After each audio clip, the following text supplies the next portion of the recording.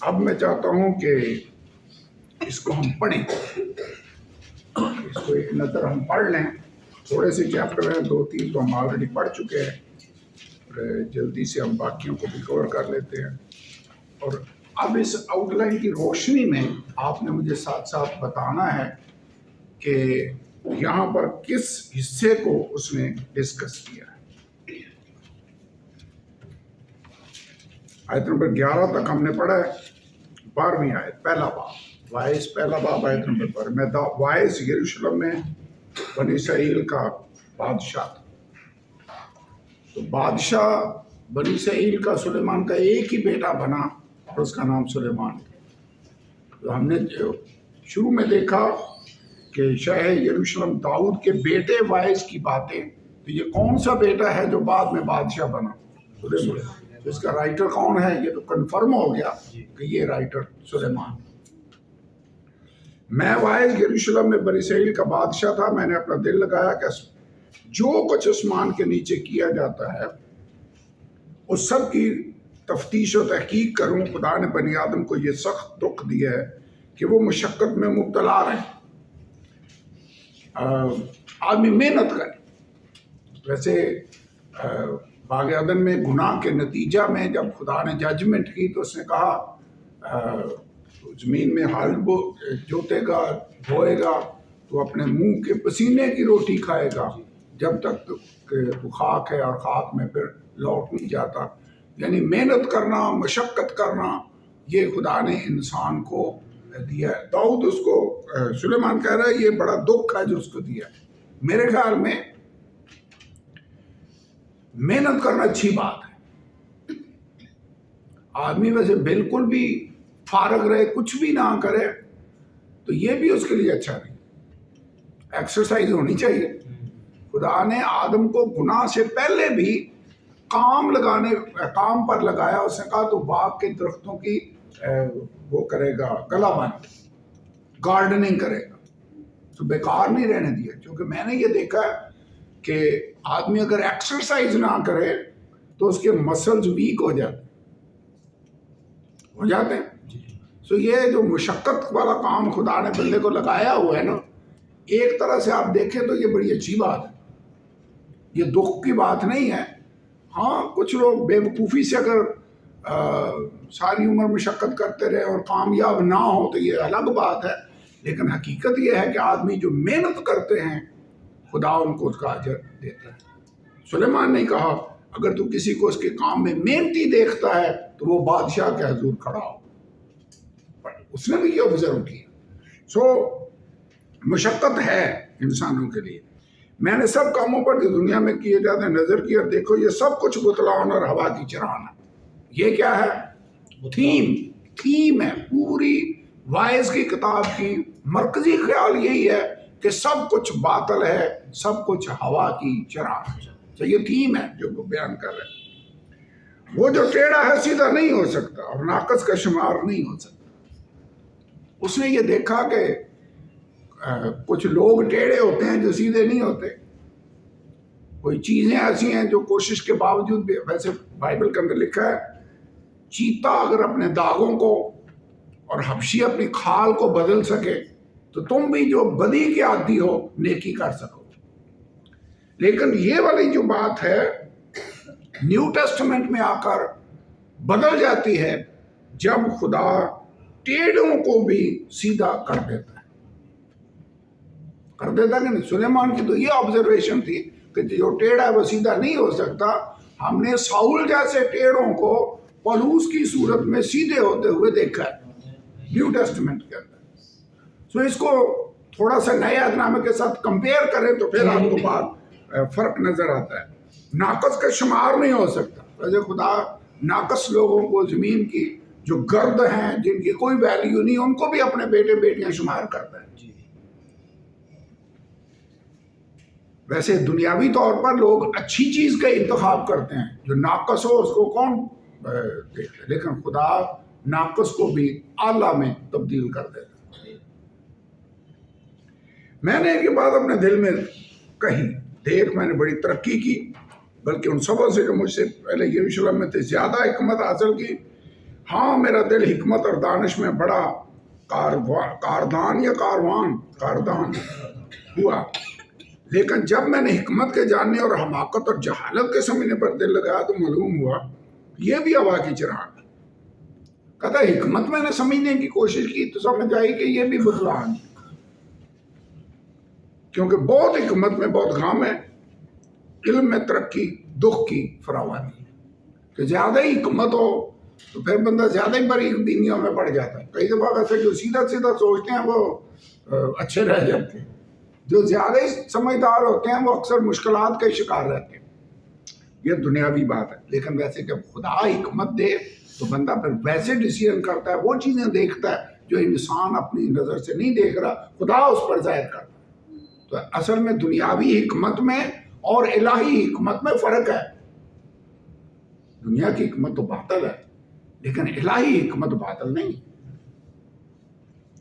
Okay, دوسرا بات، میں نے اپنے دل سے کہا میں تجھ کو خوشی میں آزماؤں گا.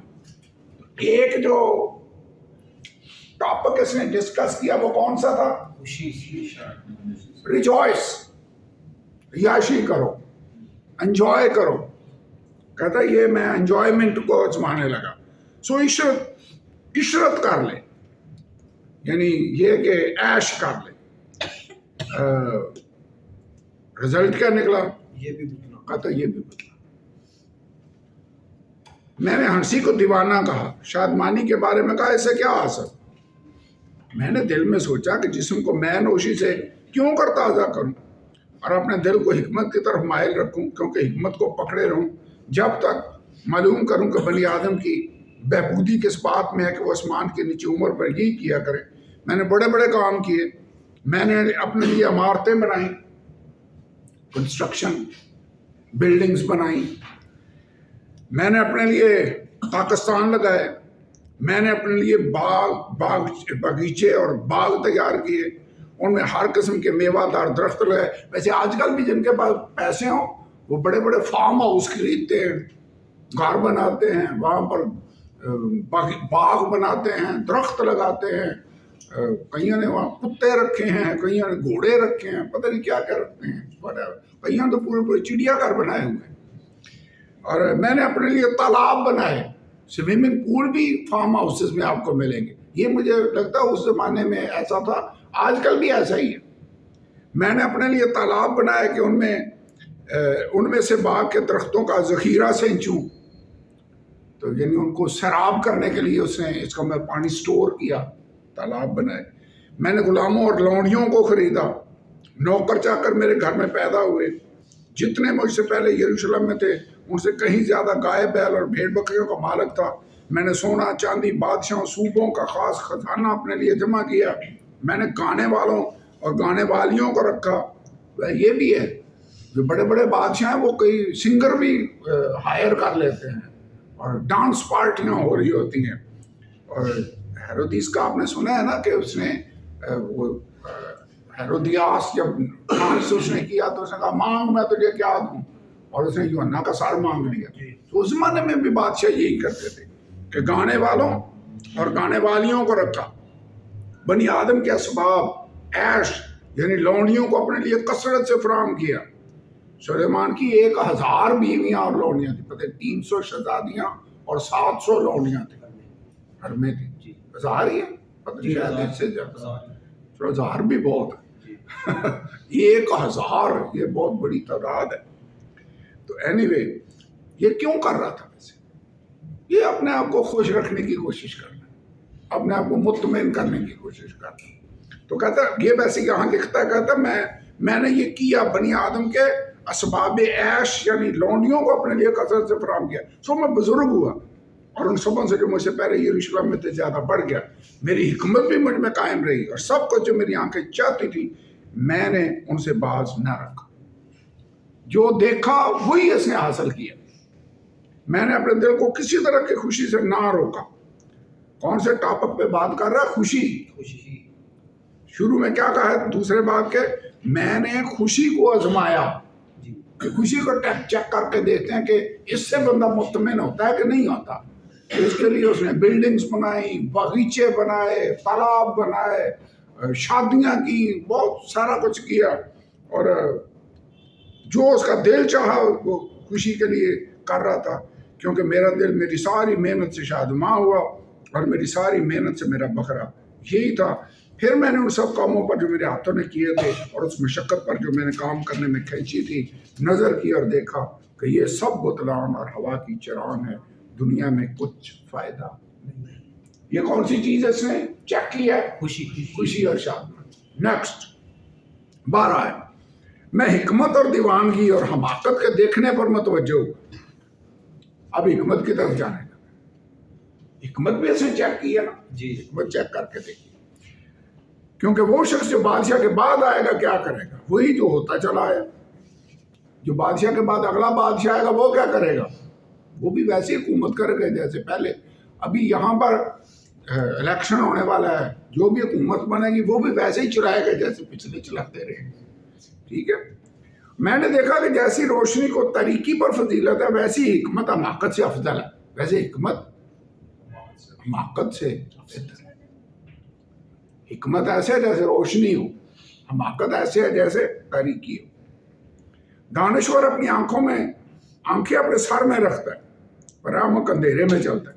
یعنی دانشور چل کر دیکھتا ہے، فیصلے کرتا ہے، احمق اندھیرے میں چلتا ہے۔ تو بھی میں جان گیا کہ ایک ہی حادثہ ان سب پر گزرتا ہے۔ جب سردی آتی ہے تو سب کوئی کووڈ آئے تو سب کوئی کورونا لگے گا۔ تب میں نے اپنے دل میں کہا جیسا احمق پر حادثہ ہوتا ہے ویسے ہی مجھ پر بھی ہوگا۔ پھر میں کیوں زیادہ دانشور ہوا؟ سو میں نے اپنے دل میں کہا یہ بھی بطلان ہے۔ ویسے یہ عجیب بات ہے، حکمت ہو تو پھر آپ پر حادثے نہیں آئیں گے، حادثے تو پھر بھی آئیں گے۔ وہ اسی بات پہ ہی کہتا ہے یہ مجھ پر بھی آئے گا، کیونکہ نہ دانشور نہ احمق یاد کر اب تک رہے گی، اس لیے کہ آنے والے دنوں میں سب کچھ فراموش ہو چکے گا۔ اور دانشور کیوں کر احمق کی طرح مرتا ہے؟ یعنی دانشور بھی مرتا ہے، احمق بھی مر جاتا ہے۔ بس میں زندگی سے بیزار ہوا، کیونکہ جو کام دنیا میں کیا جاتا ہے مجھے بہت برا معلوم ہوا، کیونکہ سب بطلان اور ہوا کی چران ہے۔ میرے خیال میں وہ جہاز وہ کرسی لے کر میرے خیال میں یہاں پر بیٹھ کر اب پڑھنا ہی ہے، اب لکھنے کی بات کی ہے، اب محنت پر بات کرنے لگا۔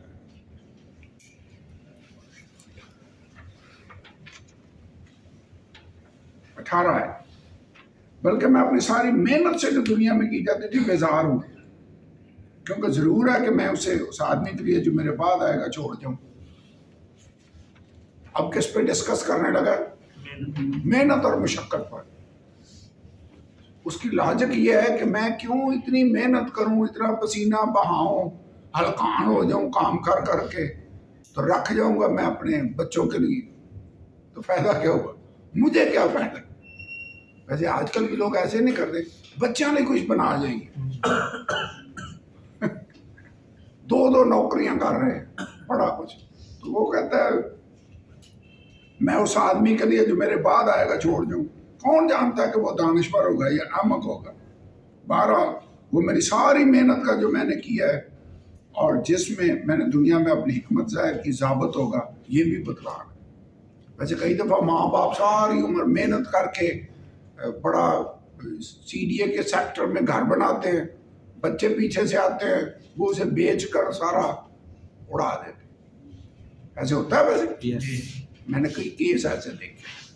تو وہ کہتا میں دوسروں کے لیے چھوڑ جاؤں گا، کیا پتا جو میرے بعد آنے والا ہے وہ دانشور ہوگا یا احمق ہوگا، وہ اسے سنبھال کر رکھے گا بھی کہ نہیں۔ کہتا یہ بھی بطلان۔ 20ویں آیت ہے، تب میں پھرا کہ اپنے دل کو سارے کام سے جو میں نے دنیا میں کیا تھا نا امید کر، کیونکہ ایک ایسا شخص بھی ہے جس کے کام حکمت اور دانائی اور کامیابی کے ساتھ ہیں، لیکن ان کو دوسرے آدمی کے لیے جس نے ان پر کچھ محنت نہیں کی اس کی میراث کے لیے چھوڑ جائے گا۔ بچوں نے تو کوئی محنت نہیں کی ہوتی، ٹھیک ہے، تو وہ چھوڑ جائے گا ان کے لیے۔ لیکن میرا خیال میں ہمیں جو بھی کریں خدا کے لیے کام کرنا چاہیے، اس کے لیے نہیں کہ میرے بعد والے اس کے ساتھ کیا ڈیل کریں گے، یہ ان کی ذمہ داری۔ مثلا ایک پاسٹر اپنے 40 سال عمر گزار کر ایک کلیسیا اسٹیبلش کرتا ہے اور وہ اسی بات پر رہے کہ وہ میرے بعد جو آئے گا پتہ نہیں اس کو سنبھال بھی سکے گا کہ نہیں۔ میرے خیال میں وہ سنبھالے گا، یعنی یہ اس کی ذمہ داری ہے۔ ہمارا کام ہے جب جو ہمارے بس میں ہے ہم محنت کر کے روحوں کو بچائیں. ٹھیک ہے؟ تو ہر کام اس امید پر ہی نہ بے دل ہو جائیں کہ پتہ نہیں آنے والے اس کو سنبھال بھی سکیں گے یا نہیں. نو نو، یہ میرے خیال میں اتنی عقل والی گل نہیں. اینی وے 21ویں آیت، کیونکہ ایسا شخص بھی ہے جس کے کام حکمت اور دانائی اور کامیابی کے ساتھ ہے، لیکن وہ ان کو دوسرے آدمی کے لیے جس نے ان پر کچھ محنت نہیں کی اس کی میراث کے لیے چھوڑ جائے گا، یہ بھی بطلان اور بلائے عظیم ہے. کیونکہ آدمی کو اس کی ساری مشقت اور جان فشانی کے لیے جو اس نے دنیا میں کی کیا حاصل، کیونکہ اس کے لیے عمر بھر غم ہے اور اس کی محنت ماتم ہے، بلکہ اس کا دل رات کو بھی آرام نہیں پاتا، یہ بھی بطلان ہے. بس انسان کے لیے اس سے بہتر کچھ نہیں کہ وہ کھائے اور پیے اور اپنی ساری محنت کے درمیان خوش ہو کر اپنا جی بہلائے. کھائے پیے، کئی لوگ کہتے ہیں کھاتا پیتا ہی کام آنا. یہ لگتا سلیمان بھی لگتا ہے یہی سوچا بندہ کھائے پیے تو بس ٹھیک.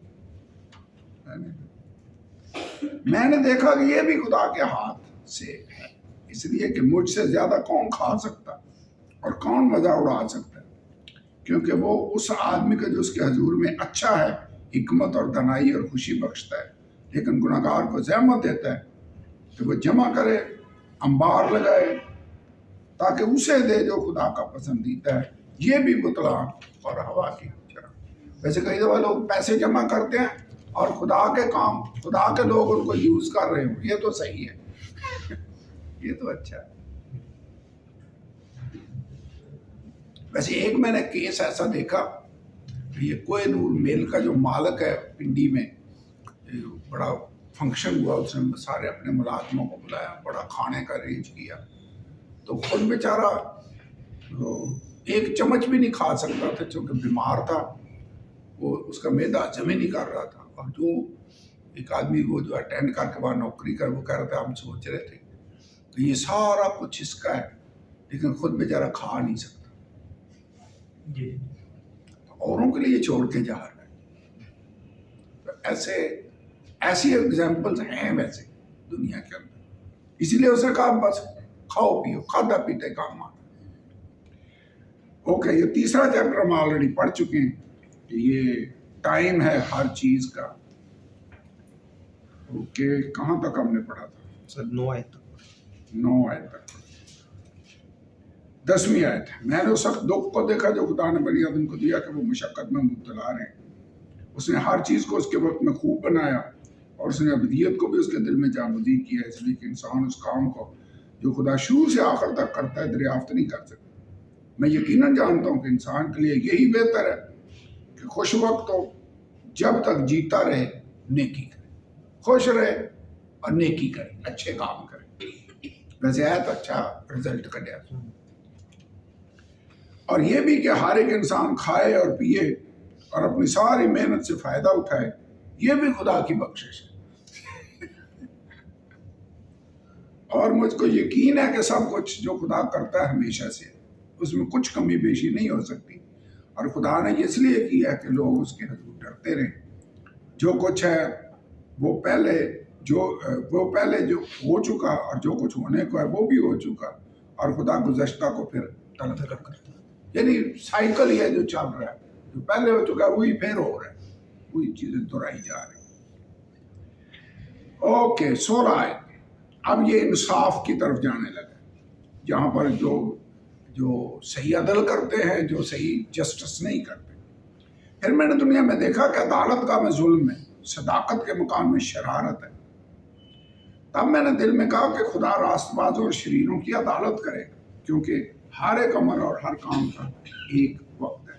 میں نے دل میں کہا کہ یہ بنی آدم کے لیے ہے کہ خدا ان کو جانچے اور وہ سمجھ لیں کہ ہم خود حیوان ہیں. ویسے خدا کے مقابلے میں اس کی حکمت کو دیکھے تو آدمی واقعی حکمت نہیں رکھتا، ایسے جیسے حیوان ہے. کیونکہ جو کچھ بنی آدم پر گزرتا ہے وہی حیوان پر گزرتا ہے، ایک ہی حادثہ دونوں پر گزرتا ہے. یعنی وہ کہہ رہا ہے جو جیسے حیوانوں پر چیزیں آتی ہیں ویسی ہی انسانوں پر بھی آتی ہیں. کہہ رہا ہے جس طرح یہ مرتا ہے اسی طرح وہ بھی مرتا ہے. موت حیوانوں پر بھی آتی ہے، انسانوں پر بھی آتی ہے. ہاں سب میں ایک ہی سانس ہے، ان میں بھی آکسیجن آتی جاتی ہے، انسانوں میں بھی ایسا ہی ہے. اور انسان کو حیوان پر کچھ فوقیت نہیں، کیونکہ سب گزرا، سب کے سب ایک ہی جگہ جاتے ہیں، سب کے سب خاک سے ہیں، سب کے سب پھر خاک سے جا ملتے ہیں. کون جانتا ہے کہ انسان کی روح اوپر چڑھتی ہے اور حیوان کی روح زمین کی طرف نیچے کو جاتی ہے. بس میں نے دیکھا کہ انسان کے لیے اس سے بہتر کچھ نہیں کہ وہ اپنے کاروبار میں خوش رہے، اس لیے کہ اس کا بکرا یہی ہے، کیونکہ کون اسے واپس لائے گا کہ جو کچھ اس کے بعد ہوگا دیکھ. ویسے یہاں پر انسان ہے جس کو بچانے کے لیے خدا نے کفارہ دیا، فدیہ دیا، حیوانوں کے لیے نہیں دیا. یعنی ہم میں اور انسانوں میں، حیوانوں میں فرق تو ہے. حیوان ابدیت نہیں رکھتے، انسان ابدی زندگی رکھتا ہے. یعنی یہ جو اس نے بات کی ہے نا، یہ ویسے سطحی کی ہے کہ وہ بھی مرتے ہیں، یہ بھی مرتے ہیں، ہم حیوان ہی ہیں. میرے خیال میں ہم حیوان نہیں ہیں، یہ حیوان ہے. نہیں، میرے خیال میں ہمیں اپنے آپ کو حیوان نہیں سمجھنا چاہیے، ہمیں اشرف المخلوقات اپنے آپ کو سمجھنا چاہیے. ہمیں یہ سمجھنا ہے کہ ہم خدا کی صورت اور شبیہ پر بنے. خدا نے ہمیں اپنے بیٹے اور بیٹیاں بنا لی ہے، ہم حیوان نہیں. یہ تو مجھے پڑھ کے لگ رہا ہے کہ یہ تو سمجھ رہا ہے کہ جیسے حیوان ہے ویسے ہی بنتا ہے، کیونکہ وہ بھی مرتے ہیں، یہ بھی مرتا ہے، اس میں بھی حکمت نہیں ہے، اس میں بھی نہیں. تو بس ایک جیسی میرے خیال میں ہمیں خدا اپنی حکمت دیتا ہے دنیاوی حکمت سے پڑھ کر. اوکے، چوتھا باب. تب میں نے پھر کر اس تمام ظلم پر جو دنیا میں ہوتا ہے نظر. پہلے اس نے دیکھا عدالت کا میں ظلم ہوتا ہے، تو ایک ٹاپک یہ بھی ہے اس کا، ظلم. ظلم کو بھی یہ ڈسکس کر رہے ہیں. یہاں پہ لکھ لیں جو ٹاپکس ہم نے لکھے ہیں، ظلم کو بھی اس نے ڈسکس کیا. نظر کی مظلوموں کے آنسوؤں کو دیکھا اور ان کو تسلی دینے والا کوئی نہ تھا، اور ان پر ظلم کرنے والے زبردست، ان کو تسلی دینے والا کوئی نہ تھا. بس میں نے مردوں کو جو آگے مر چکے ان زندوں سے جو اب جیتے ہیں زیادہ مبارک دینا، کیونکہ دونوں سے نیک وقت وہ ہے جو اب تک ہوگا ہی نہیں، جس میں وہ برائی جو دنیا میں ہوتی ہے نہیں دیکھی. اس کا مطلب یہ سمجھتا ہے کہ دنیا میں جو ظلم و ستم ہو رہے ہیں بہتر ہیں جو پیدا ہی نہیں ہوئے، جنہوں نے یہ دیکھا ہی نہیں. ویسے ایوب نے بھی ایسی بات نہیں کی تھی کہ اس دن پر لعنت میں پیدا ہوا، یعنی میں نہ ہی پیدا ہوتا تو بہتر تھا. اینی پھر میں نے ساری محنت کے کام اور ہر ایک اچھی دستکاری کو دیکھا، کس سبب سے آدمی اپنے ہمسایہ سے حسد کرتا ہے. یہ بھی بطلان روا کی چراغ ہے. بے دانش اپنے ہاتھ سمیٹتا ہے اور آپ ہی اپنا گوشت کھاتا ہے. ایک مٹھی پر جو چین کے ساتھ ہو ان دو مٹھیوں سے بہتر ہے جس کے ساتھ محنت اور ہوا کی چرن. ہوا کی چران یعنی ایک مٹھی بندہ کھا لے، ایک روٹی سکون سے رہے، بجائے اس کے کہ سب بڑی محنت کرے اور دو روٹیاں کھائے، تو وہ کہتے ہیں وہ زیادہ بہتر ہے. ویسے سکون تو ہونا چاہیے محنت کے درمیان. ویسے اسے شاید تجربہ نہیں تھا، سکون پھر ملتا ہے جب خدا آپ کے اندر. دو روٹیاں یا ایک روٹی کھانے سے بات نہیں بنتی کہ بندہ چین سے رہے. میرے خیال میں چین پھر ہی ملتا ہے جب خدا آپ کے ساتھ آپ کو دلی اطمینان عطا کرے. میں ویسے خدا کا شکر ادا کرتا ہوں کہ نئے عہد نامے میں خدا نے ہم مقدسوں کو کیسی بڑی برکت دی، بہت بڑی. یہ اولڈ ٹیسٹمنٹ میں لوگوں کو حاصل نہیں تھی، انہیں یہ سمجھ بھی نہیں تھی. جی. اوکے، 7ویں آیت. پھر میں نے دیکھا، میں نے پھر کر دنیا کے بطلان کو دیکھا. یہ دنیا میں اس نے ویسے جو فضول بیکار بیسود چیزیں ان کو دیکھ کر آبزرو کرنے لگا. کہتا کوئی اکیلا ہے، اس کے ساتھ کوئی دوسرا نہیں، اس کے نہ بیٹا ہے نہ بھائی، تو بھی اس کی ساری محنت کی انتہا نہیں. اللہ کا رہی ہوتا محنت بڑی کرتا ہے، کوئی مطلب ہوتا رشتہ داری کوئی نہیں. اس کی آنکھ دولت سے سیر نہیں ہوتی. وہ کہتا ہے میں کس کے لیے محنت کرتا ہوں اور اپنی جان کو عیش سے محروم رکھتا ہوں. یہ بھی بطلان ہے. ہاں یہ سخت دکھ ہے، ایک سے دو بہتر ہے. ویسے یہ جو 9ویں آیت ہے اور 10ویں آیت ہے، یہ یونٹی کے بارے میں بڑا اچھا لیسن ہے. ایک سے دو بہتر. ایسے یسوع نے بھی جب شاگرد بھیجے تو دو دو کر کے نہیں بھیجے، ایک سے دو بہتر ہے، کیونکہ ان کی محنت سے ان کو بڑا فائدہ ہوتا ہے، کیونکہ اگر وہ گرے تو ایک اپنے ساتھی کو اٹھائے گا، لیکن اس پر افسوس جو اکیلا ہے جب وہ گرتا ہے، کیونکہ کوئی دوسرا نہیں جو اسے اٹھا کھڑا کرے۔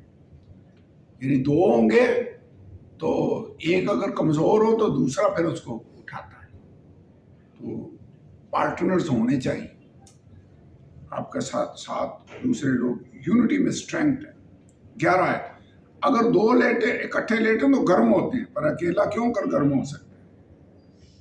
ہاں یہ تو خیر نیچرل ہے، آج کل ہیٹر چلا کر بھی بندہ کمرہ گرم کر سکتا ہے، یہ تو مشکل نہیں ہے کام۔ اس زمانے میں پتہ نہیں، محرم اس زمانے میں بھی انگیٹھیوں والا وہ نظام ہوتا تھا، لیکن یہ نیچرلی، میں بات یونٹی کی کر کہ اگر اکیلا بندہ ہو تو دو بندے ہوں تو ان کا فائدہ یہ ہے کہ وہ گرم ہوگا۔ اوکے، اگر کوئی ایک پر غالب ہو تو دو اس کا سامنا کر سکتے ہیں۔ کوئی حملہ کرے تو آپ کا ساتھی پارٹنر کوئی ہو تو وہ پھر آپ کے ساتھ مدد کرے گا لڑنے میں، فائٹ کرنے میں، اسپرچولی۔ ویسے ہمارے پریئر پارٹنرز ہونے چاہیے، آپ کے ساتھی ہونے چاہیے، میں آپ کے لیے دعا کیا کروں گا۔ اوکے، اور تیری ڈوری جلد نہیں ٹوٹتی۔ یہ ڈوری جو ہوتی ہے 3 لڑیوں والی، وہ کہتے ہیں وہ زیادہ اسٹرانگ ہوتی ہے، سو 1 سے 2 بہتر ہے، اور یہاں 2 سے 3 بہتر ہے۔ اوکے، اب حکمت کی بات، مسکین اور دانش مند لڑکا، یعنی وہ مسکین لیکن ہے عقل مند، اس بوڑھے بیوقوف بادشاہ سے جس نے نصیحت سننا ترک کر دیا بہتر، کیونکہ وہ قید خانہ سے نکل کر بادشاہی کرنے آیا، باوجود یہ کہ وہ جو سلطنتی میں پیدا ہوا مسکین ہو چلا۔ میں نے سب زندوں کو جو دنیا میں چلتے پھرتے دیکھا کہ وہ اس دوسرے جو ان کے ساتھ تھے، جو ان کا جانشین ہونے کے لیے برپا ہوا، ان سب لوگوں کا، یعنی ان سب کا جن پر وہ حکمران تھا، کچھ شمار نہ تھا، تو بھی وہ جو اس کے بعد اٹھیں گے اس سے خوش نہ ہوں گے، یقیناً یہ بھی بتلان اور ہوا کی چراغ۔ یہ والی آیت بڑی مشہور ہے، 5واں باب اور پہلی آیت۔ کیا لکھا ہے؟ جب تو خدا کے گھر کو جاتا ہے تو سنجیدگی سے قدم رکھ۔ اس کا کیا مطلب ہے؟ سیریس، یعنی میننگ فل وے سے، ایسے روٹین ہی پوری کرنے نہیں جانا۔ کئی لوگ اس کا ترجمہ یہ کرتے ہیں کہ جب تو خدا کے گھر میں جائے تو شور نہ کیا کر، سنجیدگی سے قدم رکھ۔ سنجیدگی کا مطلب چپ رہنا تو نہیں ہے کہ بھائی ایکو باری دعا شروع کر دیں، یہ سنجیدگی سے قدم رکھ۔ ایک بھائی میں یہ حوالہ پڑھایا کرتا تھا کہ لکھا ہے سنجیدگی سے قدم رکھ، آپ شور کرتے ہیں، اس کا یہ مطلب نہیں ہے۔ تو انہوں کی لگ دے مطلب سنجیدگی سے قدم رکھنے کا کیا مطلب ہے؟ کیوں بھائی جی؟ بھائی سنی کیا مطلب ہے؟ سیریسلی، اس کا مطلب سیریس ہو کر جانا ہے۔ ایسے کھیل تماشا تو نہیں ہے کہ آپ ایسے دوستوں سے ملنے جا رہے ہیں یا ویسے ہی فیلوشپ رکھنے جا رہے ہیں، نہیں، یہ روٹین پوری کرنے جا رہے ہیں۔ آپ اگر آ رہے ہیں تو اس نظر سے آئیں کہ میں خدا کی آواز سننے کے لیے جا رہا ہوں اور میں اس کی پرستش کرنے کے لیے جا رہا ہوں۔ سنجیدگی سے قدم رکھ، کیونکہ شنوا ہونے کے لیے جانا احمقوں کے ذبیحے گزراننے سے بہتر ہے۔ چرچ جائیں تو کس نظر سے جانا چاہیے؟ سننے کے لیے، شنوا ہونے کے لیے۔ شنوا ہونے کا مطلب کیا ہے؟ سننا۔ تو عبادت کے بعد پتہ ہونا چاہیے کہ آج کلام کس چیز پر ہوا ہے۔ اگر سننے گئے ہوگے پھر پتہ ہوئے گا، اگر نہیں سننے کے لیے گئے، ایسے ہی گئے تو پھر نہیں پتہ ہوگا۔ تو شنوا ہونے کے لیے جانا احمقوں کے ذبیحے گزراننے سے بہتر، یعنی احمق اگر تو عقل مندی یہ ہے کہ جائیں تو سننے کے لیے جائیں، یاد رکھنے کے لیے جائیں، غور و خوض کرنے کے لیے جائیں۔ جو بے وقوف ہیں وہ ذبیحے گزرانا ہے، انہوں نے پتہ ہی نہ ہو کہ میں نے کیوں گزرانا ہے، ان کے ذبیحوں سے زیادہ بہتر ہے، اس لیے کہ وہ نہیں سمجھتے کہ بدی کرتے۔ احمقوں کو سمجھ نہیں آتی کہ جو کام ہم کر رہے ہیں وہ غلط ہے۔ ویسے عقل پھر ہی آتی ہے جب خدا دل کھولتا ہے، پھر سمجھ آتی بندہ خدا کی طرف۔ بولنے میں جلد بازی نہ کر، اور تیرا دل جلد بازی سے خدا کا ذکر کچھ نہ کہے، کیونکہ خدا آسمان پر ہے اور تو زمین پر، اس لیے تیری باتیں مختصر ہوں، کیونکہ کام کی کثرت کے باعث سے خواب دیکھا جاتا ہے، اور احمق کی آواز باتوں کی کثرت ہوتی ہے۔ جب تو خدا کے لیے منت مانے تو اسے ادا کرنے میں دیر نہ کر، کیونکہ وہ احمقوں سے خوش نہیں ہے۔ اس لیے سوچ سمجھ کر منت ماننی چاہیے۔ جب وعدہ کرے تو ویسے وعدے ہمیں خدا کے لیے پورے کرنے چاہیے، یہ بات اس نے صحیح لکھی۔ تیرا منت نہ ماننے سے بہتر ہے کہ تو منت مانے اور ادا نہ کرے۔ یہ صحیح ہے۔ تیرا منہ تیرے جسم کو گناہ گار نہ بنائے، یعنی اپنی باتوں کے سبب سے تو گناہ گار نہ ہو۔ تیرا منہ تیرے جسم کو گناہ گار نہ بنائے، اور فرشتہ کے حضور مت کہہ کے بھول چوک خدا تیری آواز سے کیوں بیزار ہو اور تیرے ہاتھوں کا کام برباد کرے، کیونکہ خوابوں کی زیادتی اور بطالت اور باتوں کی کثرت سے ایسا ہوتا ہے، لیکن تو خدا سے ڈر۔ اگر تو ملک میں مسکینوں کو مظلوم اور عدل و انصاف کو متروک دیکھے تو اس سے حیران نہ ہو، کیونکہ ایک بڑوں سے بڑا ہے جو نگاہ کرتا ہے، اور کوئی ان سب سے بھی بڑا ہے۔ زمین کا حاصل سب کے لیے ہے، بلکہ کاشتکاری سے بادشاہ کا بھی کام نکلتا ہے۔ ویسے یہ اس نے اچھی بات کی ہے کہ ظلم و ستم ہو رہا ہے، لیکن ایک ہستی ہے جو سب سے بڑی ہے، جو دیکھ رہی ہے، جو اینڈ میں جا کر انصاف کرے گی۔ اگر لوگ اس بات کو یاد رکھیں تو بڑی بات ہے۔ 10ویں آیت، اب پیسے پر، دولت پر بھی اس نے بات کی ہے جی، یہ ٹاپک میں لکھا ہوا ہے۔ زر دوست روپیہ سے آسودہ نہ ہو، جتنے بھی پیسے آ جائیں وہ مطمئن نہیں ہو۔ اگر 10 لاکھ آ گئے اس کی کوشش ہوگی اب 20 لاکھ ہو جائے۔ زر دوست روپے سے آسودہ نہ ہوگا۔ ویسے نئے عہد نامے میں بڑی مشہور آیت ہے، زر کی دوستی ہر طرح کی برائی کی جڑ ہے۔ زر دوست روپے سے آسودہ نہ ہوگا، اور دولت کا چاہنے والا اس کے بڑھنے سے سیر نہ ہوگا۔ یہ بھی بتلا، جب مال کی فراوانی ہوتی ہے تو اس کے کھانے والے بھی بہت ہو جاتے ہیں۔ ویسے جتنے ریسورسز وسائل بڑھتے ہیں اتنے خرچے بھی بڑھ جاتے ہیں۔ جب مال زیادہ آ جائے تو کھانے والے بھی بڑھ جاتے ہیں، اور اس کے مالک کو سوائے اس کے اسے اپنی آنکھوں سے دیکھے اور کیا فائدہ ہے۔ ویسے وہ پہلے بھی 2 روٹیاں کھاتا تھا، پھر بھی وہی کھاتا، 2 نہیں بلکہ 1 کھاتا۔ محنتی کی نیند میٹھی ہے، خواہ وہ تھوڑا کھائے خواہ بہت، لیکن دولت کی فراوانی دولت مند کو سونے ہی نہیں دیتی۔ ویسے دولت مند جو ہے وہ فکروں میں دبے رہتے ہیں، جی، تو جو غریب ہے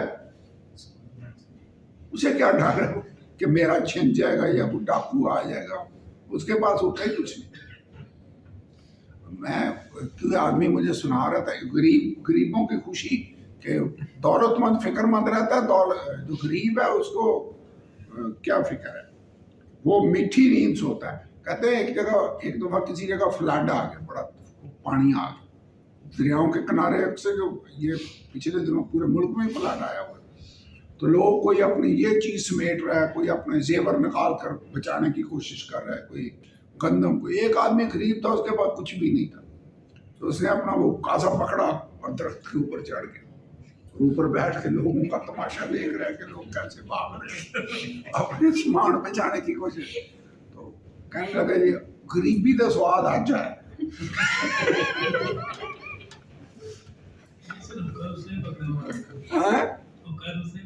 انہیں تو اور میں رہ گئی کچھ نہیں، اتنے جا کے بہ گیا رام نہ، لوگوں نے دیکھ رہا ہے۔ اچھا یہ لگتا ہے سلیمان کی بھی آبزرویشن ایسی ہے، کہہ رہا ہے کہ جو غریب آدمی ہے وہ پریشان نہیں ہوتا، دولت مند جو ہے وہ فکر مند رہتا ہے۔ یہ تو ایسی میں نے آپ کو بات سنا دی۔ آیت نمبر 13، ایک بلائی عظیم ہے جسے میں نے دنیا میں دیکھا، یعنی دولت جسے اس کا مالک اپنے نقصان کے لیے رکھ چھوڑتا ہے، اور وہ مال کسی برے حادثے سے برباد ہو جاتا ہوتا ہے، اور اگر اس کے گھر میں بیٹا پیدا ہوتا ہے تو وہ اس وقت اس کے ہاتھ میں کچھ نہیں ہوتا، جس طرح وہ اپنی ماں کے پیٹ سے نکلا اسی طرح ننگا جیسا کہ آیا تھا پھر جائے گا۔ اپنی محنت کی اجرت میں کچھ نہ پائے گا جسے وہ اپنے ہاتھ میں لے جائے. ویسے کہا جاتا ہے جب اس دنیا سے جائیں گے تو جتنا پیسہ کمایا ساتھ لے کر جائیں گے.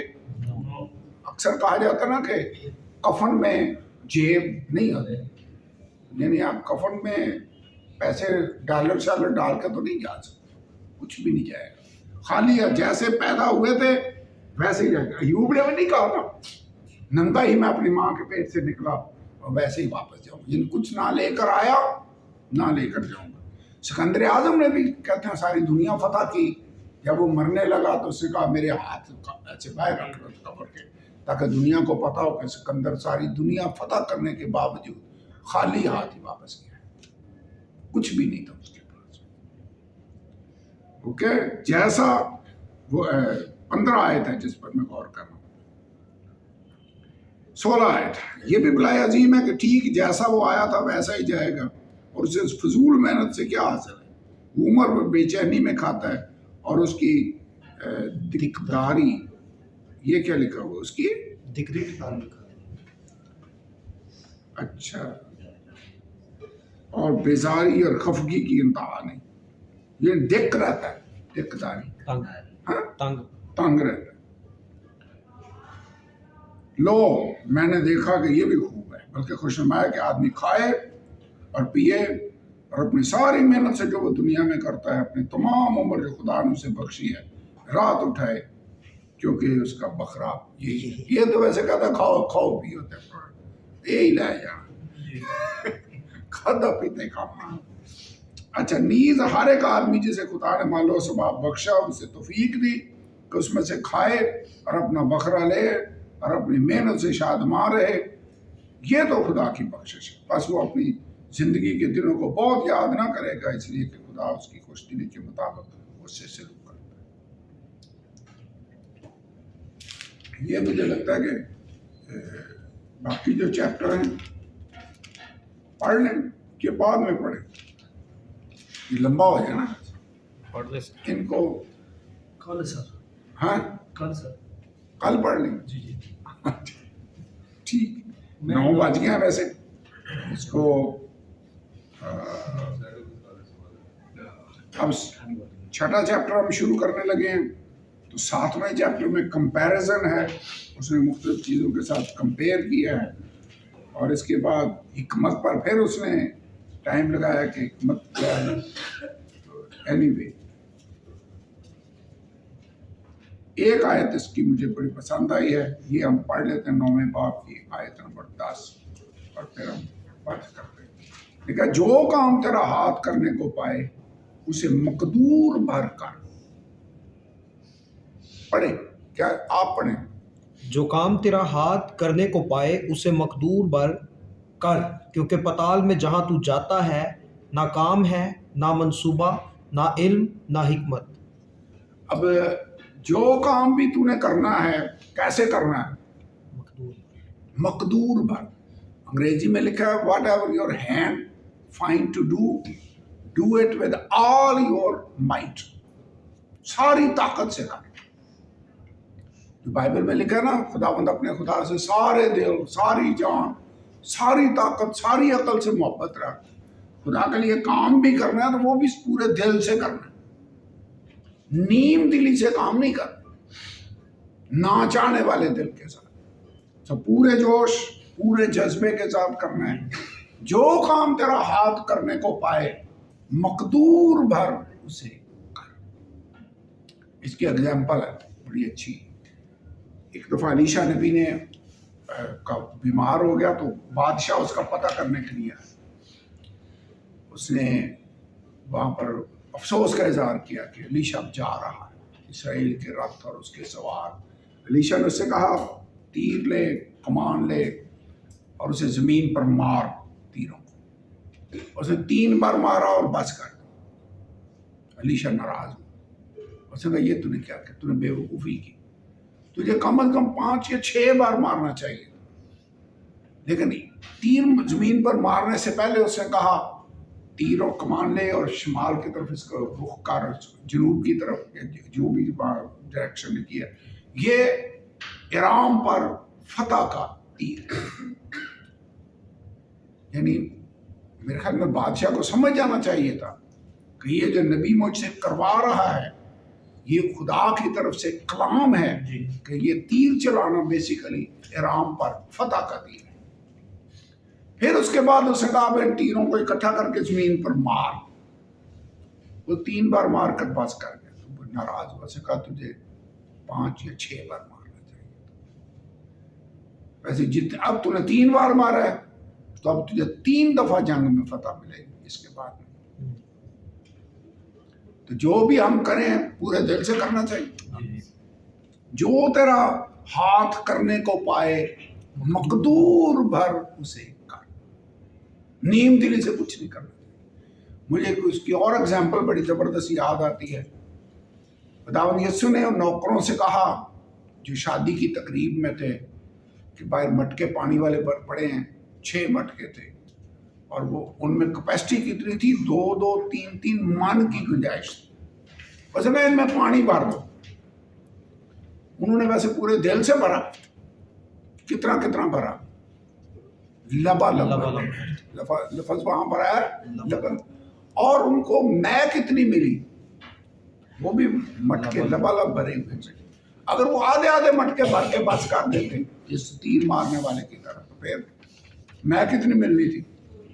آدھے مٹکے ملنی. لیکن جو کام بھی خدا کے لیے ہمیں کرنا ہے میرے خیال میں ہمیں پورے دل سے کرنا چاہیے. پورے جذبے سے. نیم دلی سے نہیں. پرستش کریں پورے دل سے. تالیاں بجائیں پورے دل سے. کلام سنائیں پورے دل سے. ٹھیک ہے. میں ایک آدمی کا میسج سن رہا تھا. اب وہ بڑے جوش سے کلام سنا رہا تھا. اب وہ کہتا ہے وہ پچھلے دنوں میں بیمار تھا. سنڈے کو میں کلام سنا کر گیا اور میرے اندر ایسے جیسے جان ہی نہیں رہی. میں جا کر سو گیا. منڈے کو اٹھا. سنڈے کا سویا ہوا چونکہ میرے اندر طاقت ہی نہیں. لیکن کلام اس نے پوری طاقت سے سنا. میں سوچ رہا تھا ویسے دیکھیں یہ آدمی کتنے جذبے کے ساتھ پوری طاقت پورا زور پوری عقل خدا کے لیے ہم نے. سو جو کام تیرا ہاتھ کرنے کو پائے اسے پورے دل سے کر. مقدور بھر اسے کر. کیونکہ کام کرنا تو ادھر ہی کرنا ہے. مرنے کے بعد کام ہوگا پرستش ادھر ہوگی. لیکن مردے خدا کی ستائش نہیں کریں. مار گیا تو پھر وہاں تو خدا کی پرستش کریں گے. روح میں جب ادھر چلے جائیں گے تو یہاں پر جتنا کام کر سکتے ہیں وہ ہمیں کریں گے. ہمیں دن کو اس کے کام کرنا ضرور ہے کیونکہ وہ رات آنے والی ہے جس میں کوئی شخص پہ کام. ابھی ویسے ہمارے پاس موقع ہے. آئیے اس کے لیے جب اس نے ہمیں بلایا ہے کہ اس کے لیے ہم خدمت کریں اس کے لیے کام کریں تو پھر ہم پورے دل سے پوری جان سے. اور ابھی میں نے وہ حصہ نہیں پڑھا بلکہ پڑھا ہے کہ اے جوان تو جوانی کے دنوں میں خدا کو یاد کر. جو کہ طاقت ہے جذبہ ہے. تھکتے بھی نہیں. ہمارا یہ جارڈن یہ سارا دن چمٹا بجاتا رہتا تھکتا نہیں. میں سوچتا ہوں یہ تھک بھی جاتا ہوگا لیکن یہ رات کو کہتا ہے میرے بازو درد ہو رہے لیکن دن کو لگا رہتا. جب آپ جوان ہیں آپ میں جوش ہے جذبہ اس کو آئیے خدا کے لیے استعمال کریں. جب بوڑھے ہو جائیں گے تو پھر تو بچا کچھ ہی انرجی خدا کو دے رہے ہیں. یہ ایسے ہی ہے جیسے یہ اس آیت کی تشریح ہے کیا جوان تو جوانی کے دنوں میں خدا کو یاد کر. ایک اچھی اس کی اگزامپل ہے کہ آدمی کسی کو گفٹ دے تو آم کھا لے اور گٹھلی اس کو پیش کر دے تو یہ تو نہیں نہ سکے. تو یعنی جو اچھا حصہ ہے وہ آدمی کھا جائے. خدا کو دینا ہے تو پھر میرے خیال میں بیسٹ خدا کو دینا چاہیے. بیسٹ عمر کا حصہ بھی اس کے لیے وقف کرنا ہے. اور میں خوش ہوں اس بات کے لیے کہ آپ سب نے اس عمر میں خدا کے لیے کام کرنے کا اس سے سیکھنے کا اس کے ساتھ چلنے کا ڈیسیژن کیا ہے which is good. یہ نوجوانوں کے لیے خاص طور پر. تو وہ وقت آئے گا پھر ہم اس طرح بھاگ دوڑ نہیں کر سکیں گے جس طرح ہم جوانی میں کر سکتے ہیں. اور کئی دفعہ مجھے کرسی پر بیٹھ جانا پڑتا ہے. ٹھیک ہے، تو میرے خیال میں یہ بھی اچھا، بجائے اس کے بعد میں تکلیف لوں، بہتر ہے بیٹھ کر وہ کام کر لیں۔ جی پڑھنا ہی ہے نا ابھی تو بائبل میں سے، یعنی عقل بھی استعمال کر لینی چاہیے۔ تو اینی وے کہنا میں یہ چاہ رہا ہوں کہ جب آپ جوان ہیں تو پھر آپ کو ایسے پرابلم نہیں ہوتی، ابھی موقع ہے۔ سو آئیے دعا کریں، خدا کا شکر ادا کرتے ہیں۔